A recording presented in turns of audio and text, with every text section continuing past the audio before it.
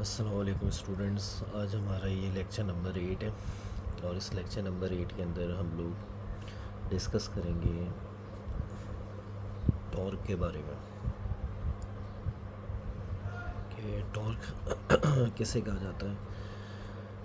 Torque का basically तौर पे मतलब ये होता है कि अगर आप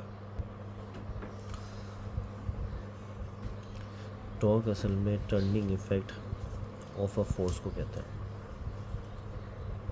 turning effect of a force यानी किसी ऑब्जेक्ट के ऊपर आप फोर्स लगाएं और उसमें घूमने का असर पैदा हो जाए तो उसे टॉर्क कहा जाता है। बाज़ हम किसी ऑब्जेक्ट पे फोर्स लगाते हैं, वो आगे पुश हो जाता है, आगे पीछे हो जाता है, लेकिन जब किसी पे फोर्स लगाएं और उसमें टर्न आ जाए, घूम जाए वो, तो उसे टॉर्क कहते हैं। जैसे दरवाजे के हैंडल पे फोर्स लगाएं तो दरवाज़ा जो खुलता है वो असल में घूमने के स्टाइल में खुलता है, इसे टॉर्क कहते हैं। इसके अलावा जो बोल्ट होते हैं, स्क्रू वगैरह होते हैं, उसे हम जो टाइट करते हैं, ये भी एक तरह का टॉर्क है। हमारा जो बाजू होता है उसके अंदर एल्बो का जो हिस्सा है, वहाँ से जो अपने बाजू को ऊपर नीचे कोई वज़न उठाने के लिए मूव करते हैं, ये भी टॉर्क ही होता है। इसको मूवमेंट ऑफ फोर्स भी कहते हैं। मूवमेंट का मतलब घूमना होता है। ये एक वेक्टर क्वांटिटी है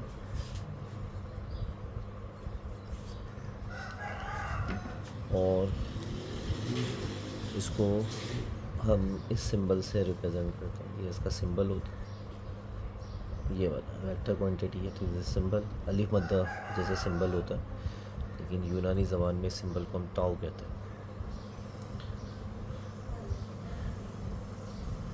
फैक्टर्स यानी टॉर्क किन चीज़ों पे डिपेंड करता है, कौन सी ऐसी चीज़ें हैं जिनके कम या ज़्यादा होने से टॉर्क भी कम या ज़्यादा हो सकता है। तो वो दो फैक्टर होते हैं हमारे पास, नंबर 1। और सबसे पहला जो फैक्टर होता है वो होता है हमारे पास मोमेंट आर्म। मोमेंट आर्म जिसको स्मॉल आर से ज़ाहिर किया जा सकता है। टॉर्क इसके साथ डायरेक्टली प्रोपोर्शनल होता है। मोमेंट आर्म क्या चीज़ होती है? मोमेंट आर्म असल में डिस्टेंस होता है जहाँ पर फोर्स लगती है, वहाँ से लेकर पॉइंट ऑफ रोटेशन तक का डिस्टेंस होता है। इसको हम लोग कहते हैं मोमेंट आर्म। ये मैं आपको भी एक डायग्राम से दिखाता हूँ, लेकिन ज़रा इसका एक और फैक्टर देख लें पहले। इसका जो सेकंड फैक्टर होता है हमारे पास होता है अप्लाइड फोर्स।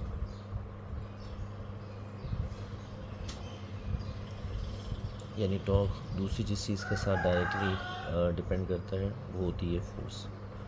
ये दो रिज़ल्ट है हमारे पास, एक ये वाला और एक ये वाला। अब इन दोनों को समझने के लिए फ़र्ज़ कर लें मेरे पास, देखें ये एक ऑब्जेक्ट है, यहाँ पर मैंने इस ऑब्जेक्ट को सपोर्ट दिया है। इस जगह को हम कहते हैं पॉइंट ऑफ रोटेशन। अब मैं यहाँ पे कुछ फोर्स लगा रहा हूँ इस जगह, ठीक है। तो यहाँ से लेकर जहाँ मैं फोर्स लगा रहा हूँ और पॉइंट ऑफ रोटेशन यहाँ तक का जो ये फासला नज़र आता है, इस फासले को हम कहते हैं मोमेंट आर्म। अब ये फोर्स आप जितनी कम लगाएंगे उतना टॉर्क कम बनेगा, ज़्यादा लगाएंगे उतना टॉर्क ज़्यादा। दरवाज़े की मिसाल ले लें। दरवाज़े के हैंडल के ऊपर कम फोर्स लगाएं, कम अंदाज दरवाज़ा खुलेगा, ज़्यादा ताकत से फोर्स लगाएंगे, ज़्यादा तरीके से खुलेगा। इसलिए दूसरा जो मूवमेंट आर्म है वो है दरवाज़े का जो हैंडल होता है वो कोने पर होता है, वहाँ से लेकर जो इसका जॉइंट होता है जहाँ पे दरवाज़े का, ये हमारे पास अगर दरवाज़ा ऐसे करके यहाँ दरवाज़े का हैंडल है तो यहाँ पे दरवाज़े का कहीं पे इस जगह पे जॉइंट होता है, ये इसका रोटेशन का पॉइंट है। और ये डिस्टेंस जो नज़र आ रहा है ये आर है, जो दरवाज़े की चौड़ाई होती है वो आर होता है। अब हैंडल यहाँ पर है तो आप याद रखिए कम से कम फोर्स लगा कर आप ज़्यादा टॉर्क बना सकते हैं। अब हैंडल अगर यहाँ नहीं इस जगह पर आ गया तो मोमेंट आर्म कम हो जाएगा और तो फिर आपको दरवाज़ा खोलने के लिए ज़्यादा फोर्स लगानी पड़ जाएगी। इसलिए मोमेंट आर्म के ज़्यादा होने से टॉर्क ज़्यादा बनेगा, और अगर ये हैंडल यहाँ नहीं यहाँ आ जाता तो मोमेंट आर्म कम हो जाता, नतीजे के अंदर फोर्स ज़्यादा लगानी पड़ जाएगी, टॉर्क कम बनेगा। यही वजह है जो हमारे घरों में स्पैनर होते हैं, पाने जिसे कहते हैं, पाना जिसे हम लोग बोल्ट नट बोल्ट वगैरह टाइट करते हैं, उसको हमेशा कोने से पकड़ कर ये घुमाया जाता है।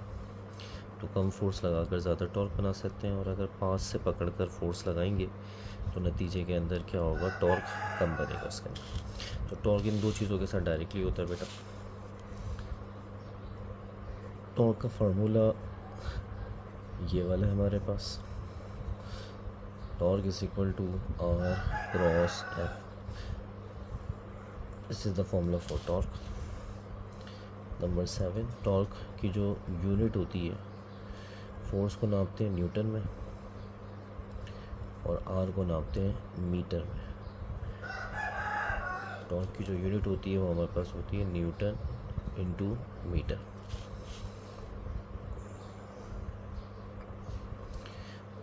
टॉर्क जो होता है वो हमारे पास दो अंदाज से हो सकता है। यानी ये जो टॉर्क आपको नज़र आ रहा है, अगर ये आर और एफ जो दोनों ऊपर आपको नज़र आ रहे हैं, अगर ये दोनों वेक्टर पैरेलल हो जाएं, पैरेलल का मतलब होता है एंगल 0 डिग्री हो जाए, तो क्या होगा, आपको जो टॉर्क मिलेगा वो मिनिमम मिलेगा।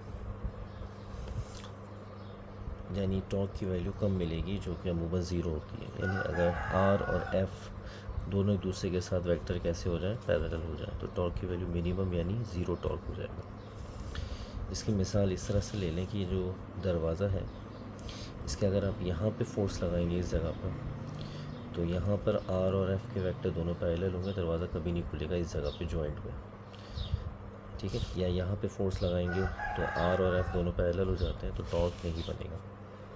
इसी तरीके से अगर आर और एफ एक दूसरे के साथ परपेंडिकुलर हो जाए, यानी एंगल हो जाए 90 डिग्री का, तो अब आपको जो टॉर्क मिलेगा वो हो जाएगा मैक्सिमम। तो टॉर्क की मैक्सिमम वैल्यू कब आती है, जब ये परपेंडिकुलर हो जाते हैं एंगल 90, और कब होती है मिनिमम, जब पैरेलल। मिसाल के तौर पे जैसे ये एक व्हील है, दिस इज़ अ व्हील, फर्ज कर लें। इस व्हील पे अगर आप इस जगह पर, ये जहाँ मेरा सेंटर दिखा रहा हूँ, यहाँ पे अगर आप फोर्स लगाते हैं तो इस जगह पर, सेंटर वाली जगह पे आपको टॉर्क 0 मिलेगा।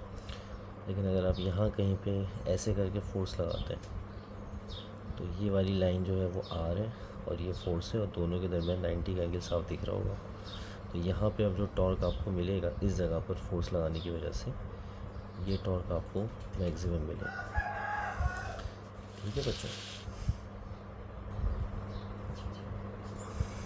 हमारे पास टॉर्क की दो टाइप्स होती हैं, टाइप्स ऑफ टॉर्क में से जो एक टॉर्क होता है उसे हम कहते हैं पॉजिटिव टॉर्क। बस ये MCQs के लिए ज़हन में बिठाना है आपने। पॉजिटिव टॉर्क जो होता है ये वो होता है जब कोई ऑब्जेक्ट हमारे पास काउंटर क्लॉकवाइज में मूव करता है, यानी घड़ी की अपोजिट डायरेक्शन में जब मूव करेगा, तो ऐसे टॉर्क को हम पॉजिटिव टॉर्क कहते हैं।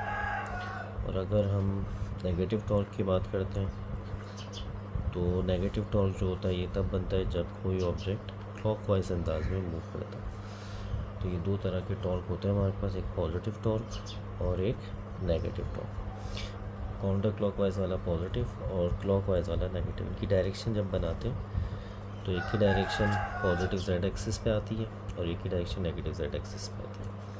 इसके अलावा जो टॉर्क होता है उसके बारे में ये भी ध्यान में रखें कि टॉर्क को हम लोग एंगुलर फोर्स का नाम भी देते हैं, एंगुलर फोर्स भी। टॉर्क का लेक्चर बड़ा छोटा सा है, मुख्तसर सा है, उम्मीद है आप लोगों को समझ में आ गया होगा। सारे की पॉइंट्स हैं जिन्हें आप जहन में बिठा सकते हैं टॉर्क से रिलेटेड, ठीक है। मिलते हैं नेक्स्ट लेक्चर में इंशाल्लाह।